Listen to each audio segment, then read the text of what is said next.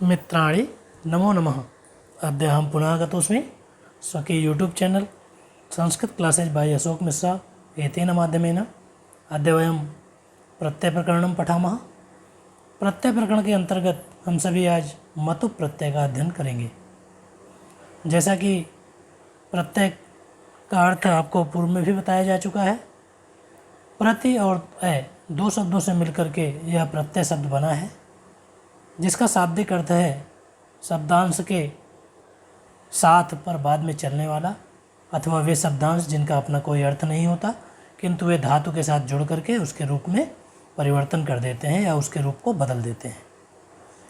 आज हम सभी तद्धित प्रत्यय के एक भेद मतुप प्रत्यय का अध्ययन करेंगे। तो आइए हम सभी आगे चलते हैं। मतुप प्रत्यय का प्रयोग वाला अथवा वाली के अर्थ में होता है, अर्थात किसी गुण से युक्त व्यक्ति के लिए वाला अथवा वाली इस अर्थ में मतुप का प्रयोग किया जाता है। मतुप प्रत्यय में केवल मत शेष बचता है।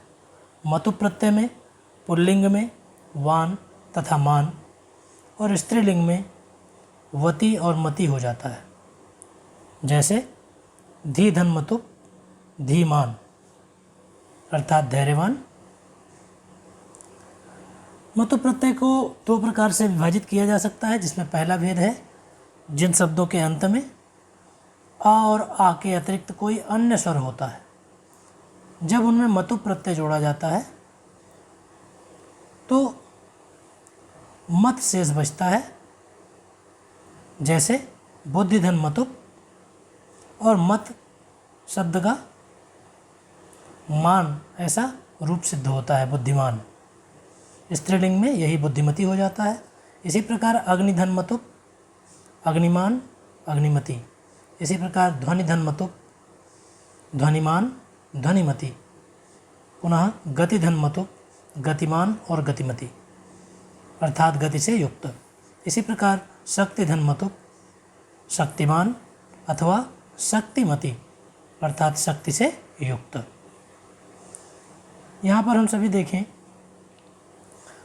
मतुप प्रत्यय के दूसरे खंड में यदि शब्द के अंत में उपधा से मा वर्ण हो, अर्थात जैसे यहाँ शब्द गुण लिखा हुआ है, इसको गुणम ऐसा उच्चारण संस्कृत में किया जाता है, और अंत में आ अथवा आ हो, उस अवस्था में मतुप प्रत्यय के मा का वा हो जाता है, अर्थात मत के स्थान पर वत का प्रयोग होता है। जैसे पूर्व में हमने यहाँ मत का प्रयोग किया था। यहाँ आप देखें तो बुद्धि में इकार है, अग्नि में इकार है, ध्वनि में इकार है, गति में इकार है और शक्ति में इकार है, अर्थात इन सभी में आ के अतिरिक्त स्वरवर्ण है और इसमें बाद में मतुप जोड़ा गया है। इसी प्रकार से यहाँ जब प्रथम पद में गुण आ जाता है जिसमें मतुप जोड़ना हो, गुण शब्द में देखिए तो आ आया हुआ है, तो आ आने के कारण मत के स्थान पर यहाँ पर वत हो गया है और शब्द बना है गुणवान अथवा गुणवती। इसी प्रकार धन धन मतुप धनवान अथवा धनवती। गंध धन मतुप गंधवान अथवा गंधवती। शील धन मतुप शीलवान अथवा शीलवती।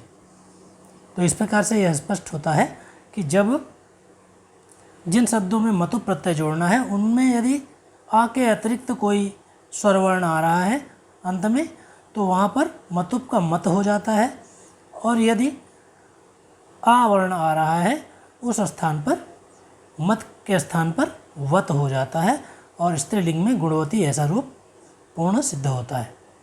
धन्यवाद। इसी प्रकार से संस्कृत संदर्भित सरलतम ज्ञानवर्धक वीडियो देखने के लिए सब्सक्राइब करें मेरा YouTube channel Sanskrit classes by Ashok Mishra. नमो नमः। पुनर्मिलामः।